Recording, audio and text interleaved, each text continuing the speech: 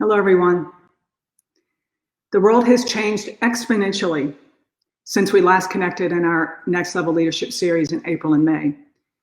And we're now in the midst of a storm of epic proportions, with uncertainty and unrest staring us down.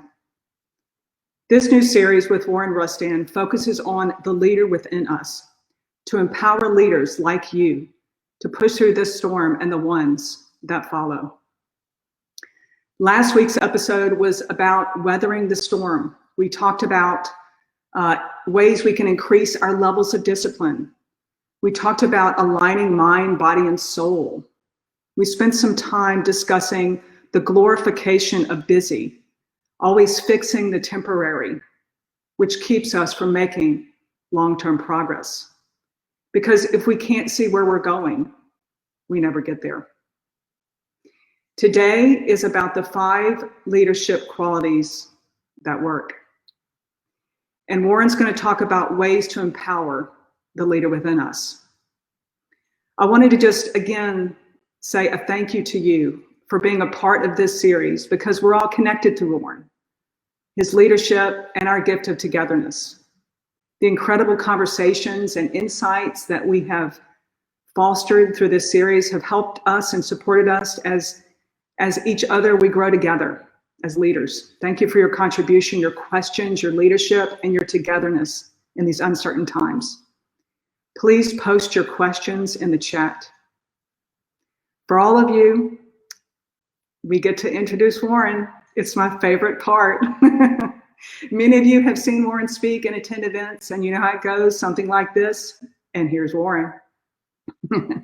For all of you that have not met Warren or seen Warren before, Warren Rustand is the CEO of Providence Service Corporation, former CEO. He served as a member of the board of directors for over 50 public, private, and not-for-profit companies. Warren served as appointment secretary to President Ford, global chairman of WPO, co-founder and dean of faculty at the entrepreneurs organization, EO's Leadership Academy. Countless awards, Sports Hall of Fame, White House Fellow. But the award that Warren treasures the most is Father of the Year in his hometown of Tucson, Arizona. Just remember, this is a conversation. Please continue to post your questions and share where you're from. We'd love to know. This live stream will live on this Facebook page, Warren S. Rustand, as well as future episodes. And you can also continue the conversation with Warren, and more importantly, with each other. So please share it. You can also find this series on YouTube, Warren S. Rustand. Thank you for being here. We're all in this together. Here's Good morning for me, good afternoon and evening for many of you, as I see you're coming from all across the world, all across the globe to have this discussion, this conversation this morning. I welcome you, and I'm glad to be able to be with you. Again, it's just a conversation among friends. It's idea sharing, thoughts that perhaps can help us as we go through a challenging time in the history of the world and a challenging time in our personal lives, business lives, and family lives. It's remarkably challenging in many ways. And it's interesting as we go through this process, what we're learning about ourselves, our families, our businesses, and our communities. And I suspect it will continue for a period of time. We've been in this coronavirus COVID-19 state since late January, early February. It's coming up on 6 months now that we've been in this particular position. And it's interesting to note that it's not going away quickly. In fact, we see new hotspots all over the world, certainly throughout the United States. More than half the states in the United States are experiencing increase in the virus. And so it's very challenging. For all those who were optimistic and thought that this would be a few weeks to a couple of months, I suspect that's now been put to rest. In fact, we're in a situation where all signs would indicate that we'll be in it for a long period of time. And so we have to adjust. And today we want to talk about leadership in crisis and what kinds of qualities show themselves to be best among leaders during these interesting times. And so we'll spend some time talking about that.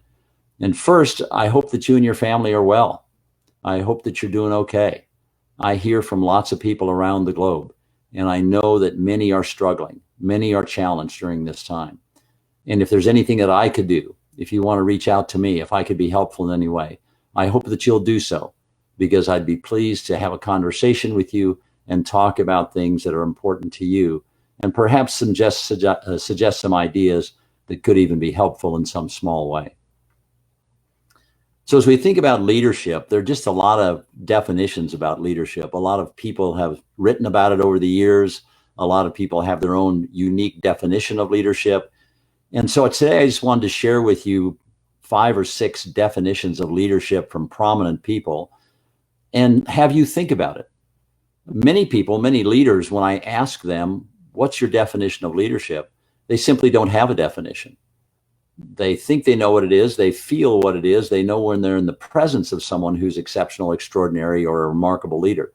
But in terms of a definition of leadership, it's not something they've necessarily thought about. So perhaps I could suggest some definitions of leadership, and you could mull those over and think about, do they apply to you? Is that how you think about leadership?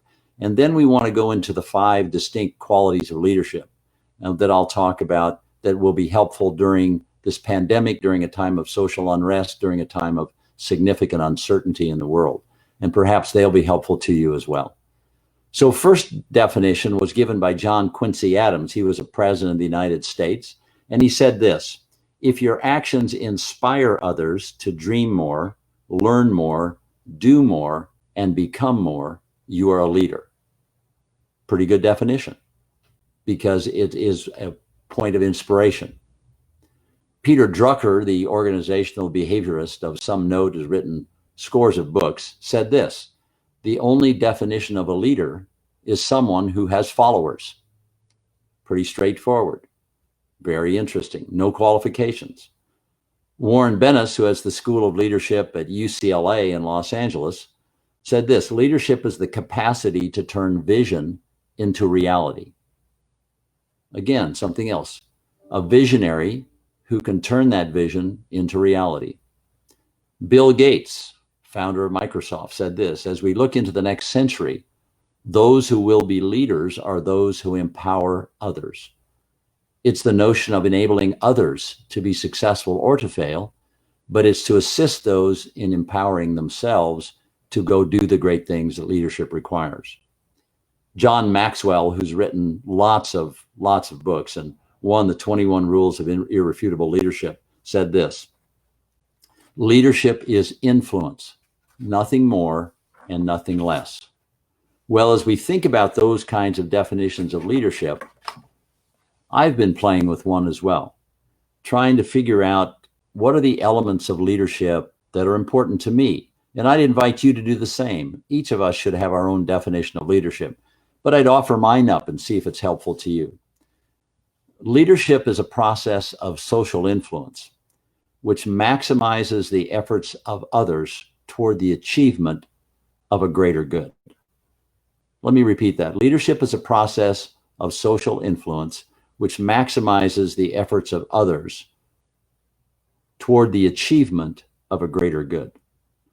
The pieces of that and the elements of that speak loudly to me about what leaders are and what they should be doing. The first is that it's social influence. The second is that we maximize the efforts of others. And the third is that there's a greater good, a higher purpose, an important calling that all of us speak to in our lives. And if we can recognize that in our leadership, I think it moves us to a different place in leading.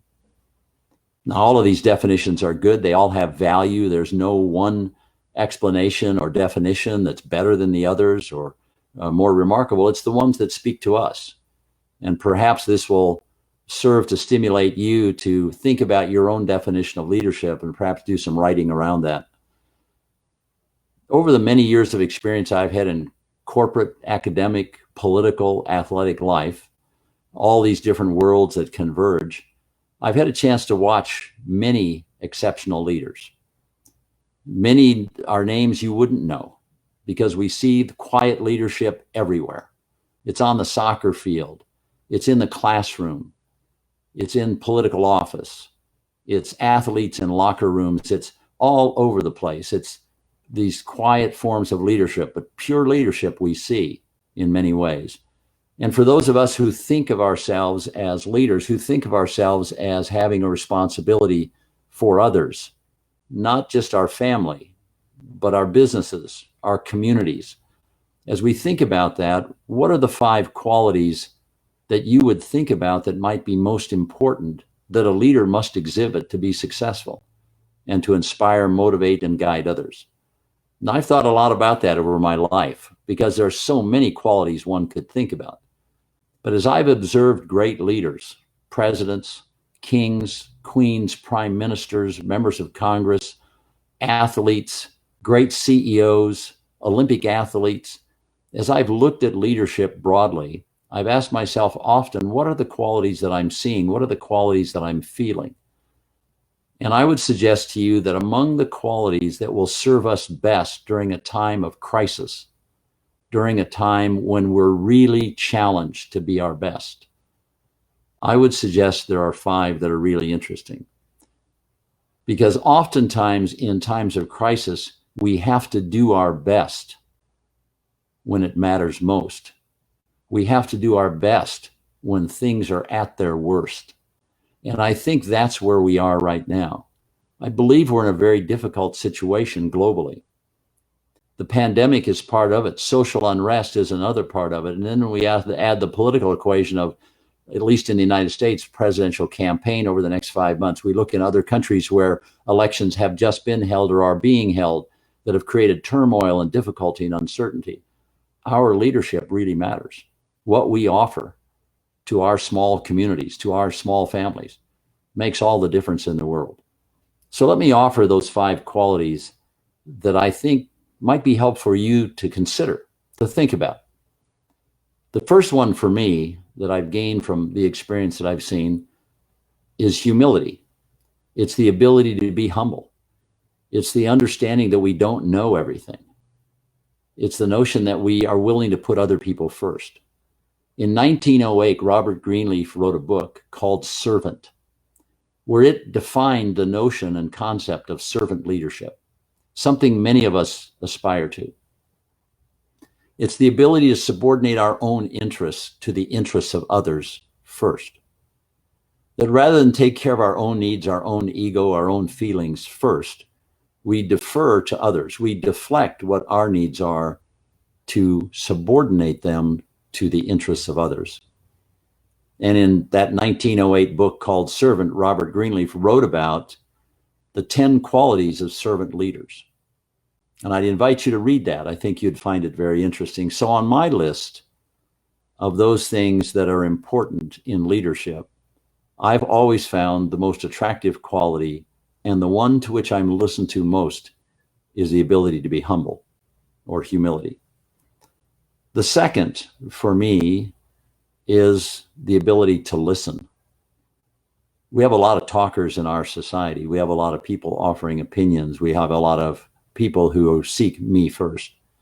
I've found over the years in my experience, the leaders that I enjoy being around the most are those who are willing to ask great questions and be good listeners, who seek information before they state their views, who are willing to embrace lots of different viewpoints, and who listen and calculate those different viewpoints in forming their own thoughts and views.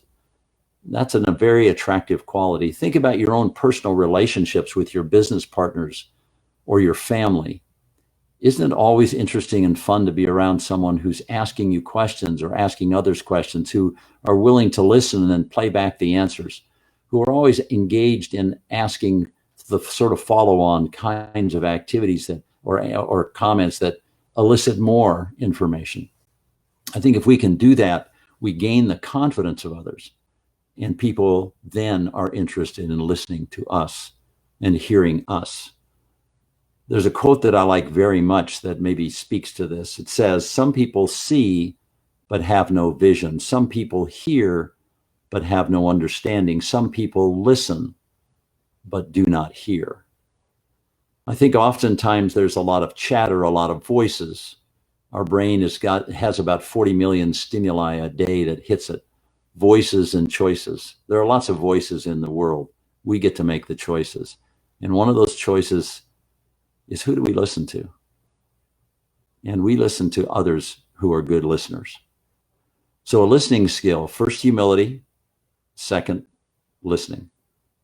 The third is communication for me, the ability to communicate effectively in both written and oral form, and the understanding that there's both verbal and nonverbal communication, and that about 60 to 70% of everything we communicate is nonverbal.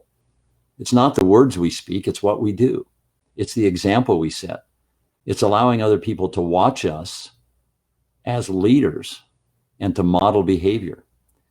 So the nonverbal equation, or part of communication, is really essential. Every little thing we do becomes important, and it sends signals to other people. In addition to the things that we actually say, the words we choose, the phrases we use, the way in which we express ourselves becomes really important.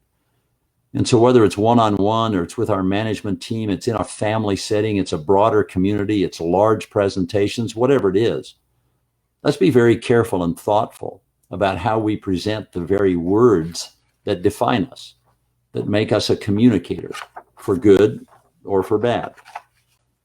Let me suggest there's a fourth point of leadership that's really important. The fourth point is EQ, emotional quotient. It's the ability to manage our emotions. It's the ability to differentiate among emotions, our ability to adapt, to learn, and to grow in the process of interchange of emotions. It's optimizing our emotions and our responses to other people. It's listening carefully and understanding, differentiating among emotions from other people. It's all about behavior and the reactions of others to us and reactions of others to other people. So as we're watching and understanding emotion, the EQ, emotional quotient, becomes a critical part of our successful leadership journey. And I put that among the top 5. I think our ability to understand people, to be empathetic with people, to understand the journey that they're on, and to put ourselves in that journey with them is a critical piece to understanding leadership and how good it is or not. We all have different emotional experiences, and our ability to manage those different emotional experiences really lead ourselves in ways that allow us to become exceptional leaders or not. The fifth on my list of 5 is IQ. It's about knowledge and the acquisition of knowledge. It's about problem solving.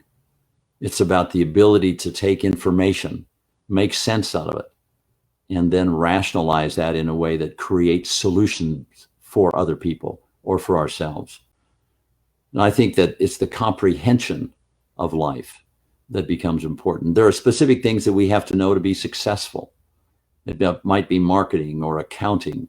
It might be other kinds of learning that we have to have, but it's the ability to acquire knowledge, to use that knowledge to problem solve.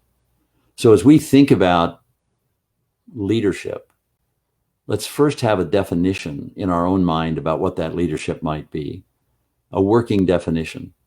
And then let's think about the leadership qualities that we believe are most important for us. I've named my 5. What are your 5? And do you live those 5? Are you willing to actually put yourself in a test against those 5? And would you stand up against that test very well? So let's be certain that we're leading and modeling the kind of behavior we have, particularly in difficult times like we're facing right now. Leadership is critically important at every level of our society. And whether we measure that in our relationships with our spouse or significant other, with our children, more broadly with our businesses and what's going on in our businesses right now, all of which are challenged, or in our broader community, which is also challenged with civil justice, social unrest, civil disobedience, those kinds of things that are going on. Our leadership becomes very pronounced and very important. And I hope that this small session on leadership and your questions which will follow will illuminate for us the necessity for us being the best leader we can be at this moment in time, because others are looking for our leadership to give them the light on the hill to continue to move forward when things look extremely bleak for some people. So what we want to do is take your questions, but I want to remind you that our next session, our next conversation will be on July 9th, Thursday, 9 a.m., same time, same place. And the topic is going to be resilience. How do we build it? How do we utilize it? And how important is it in times of crisis when we're weathering these storms and we're building the leader within? I invite your questions. Thanks, Warren. So the first question comes from Katty Duragi. And she is asking about the difference between listening to understand versus listening to respond. Katty, thank you. You're an exceptional leader yourself, so I really am honored and flattered that you would ask the question. You've done an amazing job leading the women of EO, and you're doing a phenomenal job now within the EO organization in your leadership position. So thank you for the question. There are many people who listen, and in the process of listening, they're simply formulating their response. They're hearing your words, but they're not understanding.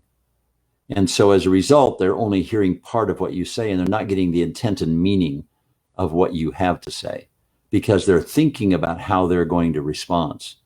The true listener, the pure listener, listens to everything you're saying, takes that on board, will even ask you in the course of what you're saying, let me play this back to you so I can understand exactly what you mean. Or is this the intent of what you're saying? Or tell me more about that situation. It's this notion that you're fully engaged in listening to the person who's speaking. That listening is really where we want to be.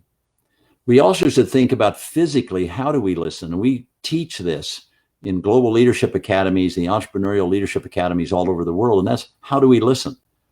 Remove obstacles from the listening process. Don't sit behind a desk and listen across the desk, because a desk is a position of authority and it puts you in a particular place. Try to get eyeball to eyeball, shoulder to shoulder, knee to knee with someone. Close proximity facilitates communication and listening specifically. Great eye contact, physical presence is really important. Those things become essential to listening. So listen not to respond, listen to hear and understand. And when we gain understanding, our response is so much more meaningful to those people. Katty, I hope that gives you a sense of how we think about it, and maybe that'll be helpful to you in all that you do. And I would tell you, Katty, you're one of the best listeners I've ever met.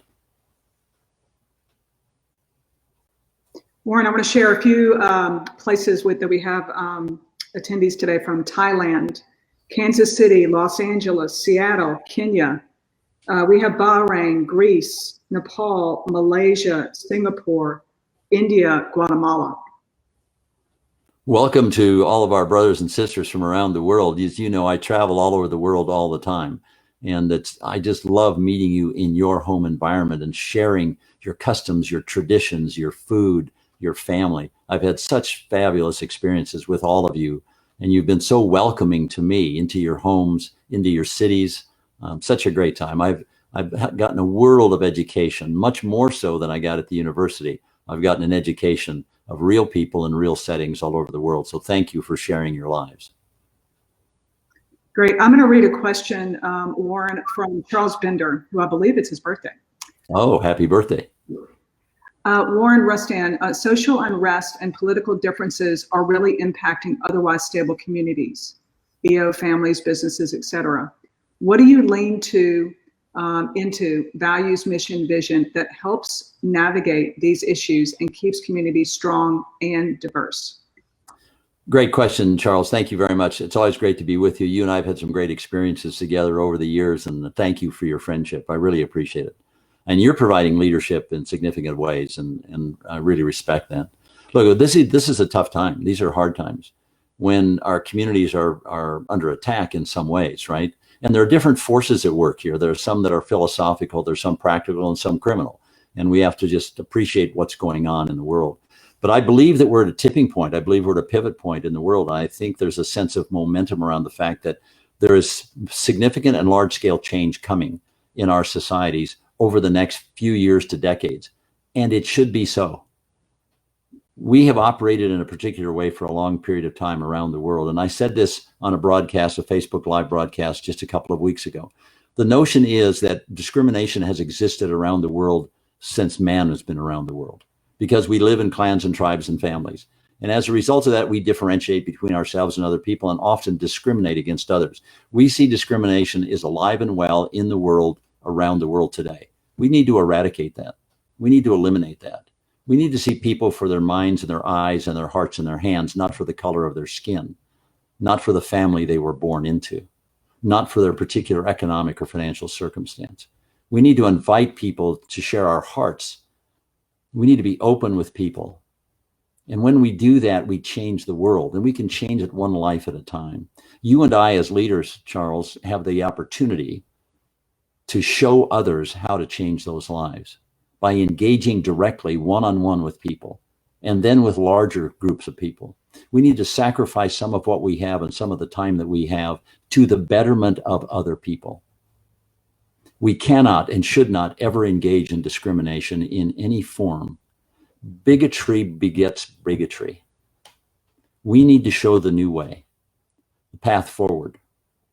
I will tell you that my generation needs to have done a better job than we've done. Have we made progress? There's been progress made, but it's insufficient at the present time. There are people who are really hurting in the world. We need to engage with those people. We need to show them the path. As entrepreneurial leaders, we have skills, abilities, and talents. We create, we innovate, we disrupt. And why shouldn't we do that socially as well? Why shouldn't we engage in a way that uses our best talents to elevate the lives of others? So in periods of unrest, I look to my own personal vision statement, which is to improve the lives of others wherever I find it. I have an obligation based on my own vision statement to help other people. I hope I'm doing that. I'm doing my best to do that. My own values and my list of values talk about engaging with others, talk about helping others. I need to be about that and doing that. I can't just have words on a paper. It doesn't look good just framed in our home. It's whether or not I act on that in a very real world way to benefit the lives of others. If I can do that, then the world is just a little bit better. And if many of us do that, the world gets a lot better. And if tens of thousands and millions of us reach out and do that, the planet gets better. We have a very significant obligation, I believe, at this moment in time. It's not to stand back and observe. It's not to be the critic who makes judgments. It's to be the face and body of the person who walks into the fray and says, I am here, I'll do my best, and I believe there's a better world ahead. That's who you and I are as leaders. That's what we must be doing in leadership. If we can do those small things in our neighborhoods, with our families, in our communities, then we facilitate the whole movement of making the world a better place. Don't stand idly by. This is not a time to be timid. This is not a time to lack courage. This is not a time to be a coward. And we need to always remember what Dante said, and I said this last week on this Facebook, right? In times of moral crisis, you cannot stand alone and quiet. You have to engage, right? We have to engage. So I hope that helps you a little bit. I have passion around this, as I hope you can feel. I think it's very important, and particularly as leaders in our communities and in our families, we have to show the way.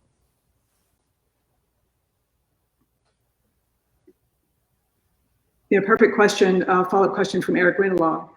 Keeping focused on the strategy and actions you are leading when it is divergent and also in contradiction to the turmoil and negativity the majority is saying. What happens when those things don't align? Yeah, and it hasn't that really been the history of many countries around the world, that it's the active minority who make changes in society, not the majority.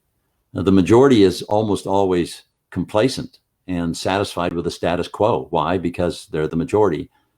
And I think oftentimes we have to have small rebellions. We have to have uprisings. We have to have those who are in a minority to say this isn't right.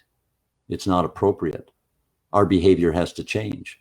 Our government has to change. because it's only been through the uprising of minorities over the history of the world that have changed societies.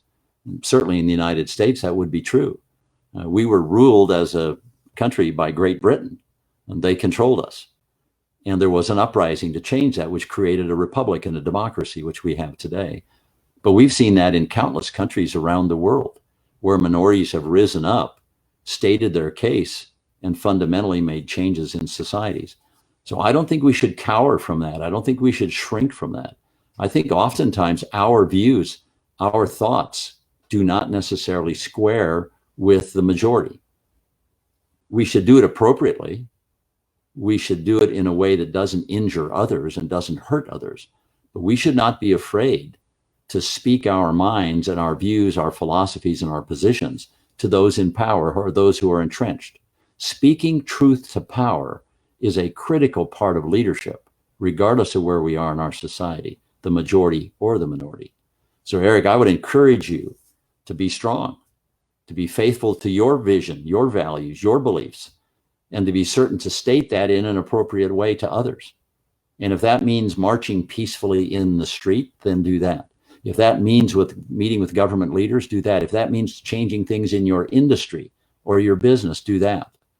But be that strong, forceful leader, using the qualities of humility, listening carefully, communicating effectively, using your EQ, not just your IQ. And when you do that, I think you begin to change the world. I hope that's helpful to you. Thank you, Warren. And Hal actually asked, Hal Lamack follows up to that saying, how do we improve our EQ abilities specifically? Hal, thank you very much. Great to hear from you. You're a great friend. I appreciate you. You're offering great leadership in Seattle to the Entrepreneurs Organization, the entrepreneurial community specifically. So I think how we improve our EQ is, again, one is to listen really carefully to people. Listen with pure intent. Listen with an open heart. Hear people. Hear people's pain. Listen to them, right? Really carefully. And then understand your own emotional response to that. Engage in taking it into your heart, because the heart's more important to the head. Winnie and I were having a discussion not long ago about the difference between heart and mind and how that creates empathy, that we need to take other people's circumstances into our heart. We can improve our EQ consistently over our entire life. And that's to understand emotionally where people are. And when we understand where they are emotionally, we can then almost always apply our intellect combined with emotion, with our hearts, to help find problems and solutions. But if we approach things only intellectually, we forget and we miss a huge component of the human experience, which is the emotional side. It's the heart side. And so I'd encourage you, Hal, to think about that. You're really good, I believe, in my experience with you, at understanding the emotional side. It's a great question, because improving our EQ, always thinking about the emotional side for people, always thinking about the heart side, always thinking about how that plays into decision-making, how it plays into how people feel, how they express themselves, how they act, is an important part in understanding the human experience. And when we do that better, it's great. Part of that is just having very regular interactions with people, being present and listening to them very carefully, and then taking that into your own heart and determining how you would feel in a similar situation. Hal, I hope that's helpful to you. Warren, you spoke about humility and being one of the top 5. How would that be manifested, and what would it look like in a perfect place? Yeah, it's really a great question. There's a lot of false humility out there, you know, or we all of us at different times, or feign humility, right? It's the central notion that we're not better than, we're not worse than, we're equal to. It's the notion that we're all equals, and that we need to treat each other as equals. We all have pain. We all have great things. We all have dumb things that we do. We all do smart things. We all have common experience in different ways, but it's the notion that we're just equals going through life together, right? I said in an earlier broadcast, I said, we're just walking each other back home. That's our job. It's just to walk each other back home. So it's this notion, I think, that we have to be very thoughtful and very specific about how we think of ourselves in the world. If we think we're better than, if we express ourselves as better than, I think we get ourselves in trouble pretty quickly. When the ego drives us, and that's often true of leadership, we have to think about ourselves pretty carefully because we think we're central to everything. We think everything pivots around us. We think we are the ultimate decision maker. If we act that way, we actually offend other people and we hurt their feelings. But if we're highly collaborative, highly consensual, highly impactful by how we include others, how we share with others, how we're self-deprecating, right? How we make fun of ourselves, how we realize that we're just human beings that make mistakes too, and we're willing to express that, then I think it's a very attractive quality. I think humility is a very attractive quality. We know it instantly when we're in the presence of a leader that is humble. We just know that by the way they express themselves, the words they use. They don't use I, me, my very often. They use us, we, and ours frequently. It's not my family, it's our family. It's not my home, it's our home.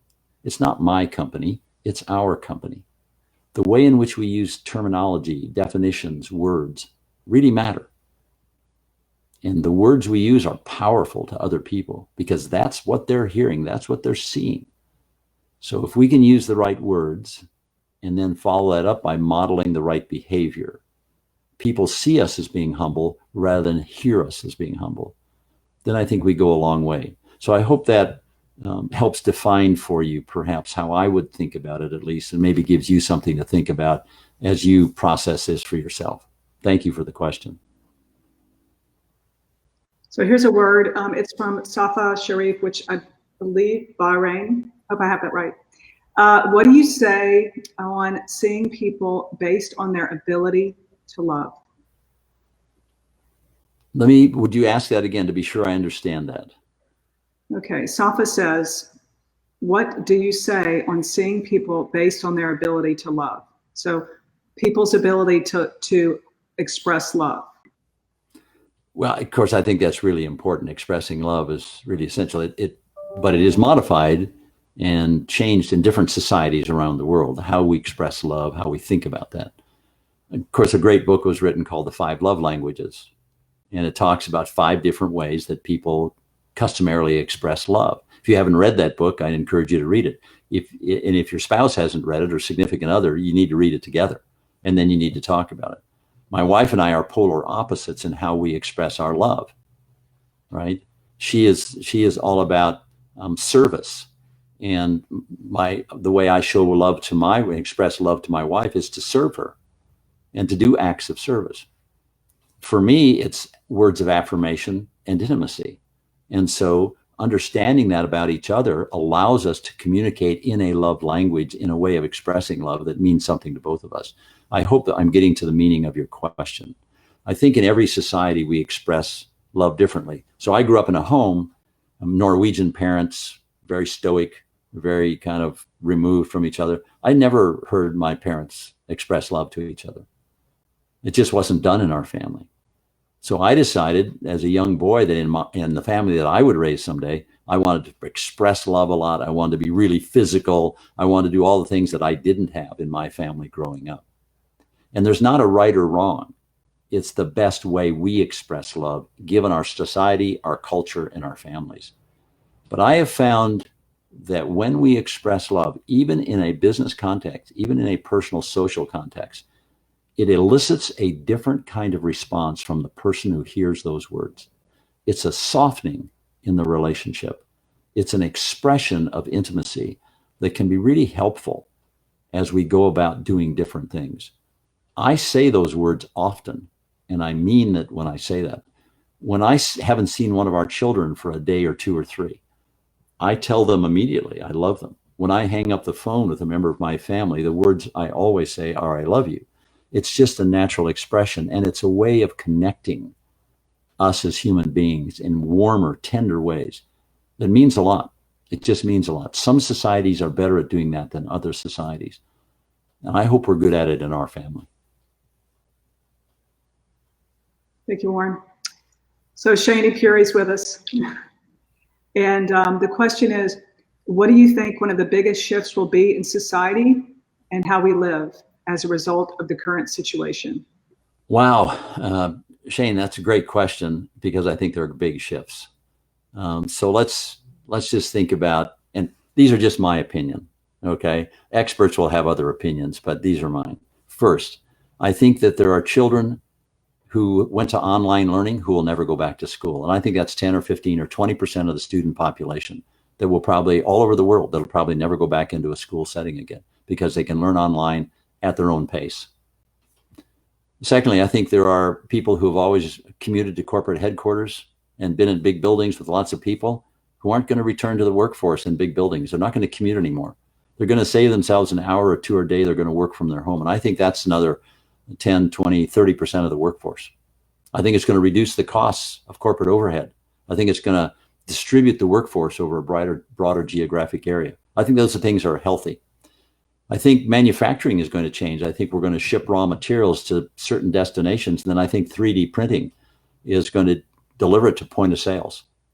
And I think that whole process is going to be disrupted. The vendor relationship, the supplier relationship, supply chain management, all of that I think will be disrupted in some ways. I think geography and proximity to work is no longer going to be important. I've had calls recently of people who are looking for properties in the United States in very remote areas because they know they can work from there and they can be in the environment in which they want to live. That might be the wilderness. It might be the beach. It might be the mountains. It might be any number of things. But we now have opened up a way of work that is different than we've known before. So I think relationships will change. There may be less social interaction, less personal interaction, more online interaction. We maybe thought they couldn't get more online interaction. I think we're going to have more. So I think all of those kinds of things are going to change society in subtle and not so subtle ways. I think we need to be alert for those changes. We need to recognize multiple changes are coming. We can also look at different times in world history where there were pivot points, right? There were inflection points, and great things changed as a result of it, which we now embrace as normal today. But in that day were huge disruptions, right? Think of Henry Ford and mass production, building cars. The industrialized age came out of that. We moved from an agrarian society to an industrial society. Now, very subtly over the last 30 years, we've been moving from an industrial-based society to an information-based society. And those changes are profound and significant. How you and I communicate today on this very broadcast, right, is so different than just 10, 15, 20 years ago we would have communicated. So project forward, what is it going to look like in 10 or 15 years? How's it going to be different? Will you own a car? Will your food be delivered to your home? What kinds of education will take place for adults and children? All kinds of interesting questions get posed in times of change. So I'm excited about change. I like change. I think change is inevitable.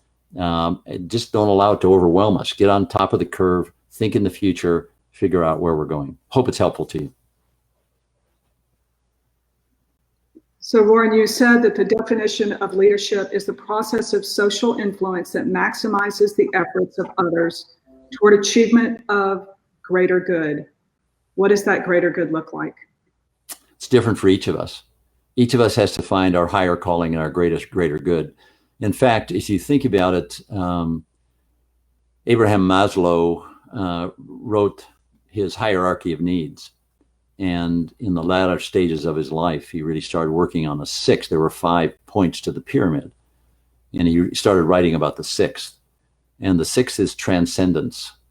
It's the notion of the higher purpose and the higher calling, that when we, at the base of the pyramid, we satisfy food and shelter, and then we get belonging, and then we get self-actualization and self-esteem, and we move up the pyramid. Isn't really the last part of our lives, I don't mean in age, but our understanding, isn't it really about the higher purpose? Isn't it really about helping others? Isn't it really about the greater calling in life? And when we can figure that out for ourselves, and it's different for each of us, When we figure that out for ourselves, we really operate at a different level. There's a wonderful book written by David Brooks called The Second Mountain. The Second Mountain. The first mountain, we all know, it's one of acquisition. It's about branding, and it's about us, and it's about our careers, and it's about earning a living and raising a family. It's about all of those things that go into that, but it's an acquisition part of our life. And there's a river that runs between the two mountains, and we have to ford that river, and that river is called freedom. And all of us want to have freedom. So as we move toward freedom, we move to the second mountain. We ford that river, and the second mountain is a mountain of contribution. The first mountain is about acquisition, material wealth, gaining the things that we need in life that we think are important. But as we come to a greater understanding, we move toward transcendence. Then we go to the second mountain. The second mountain is really one of contribution. And it's about losing oneself. It's engaging in a cause greater than self. It's committing to other people in a different way. It's about the higher purpose and calling.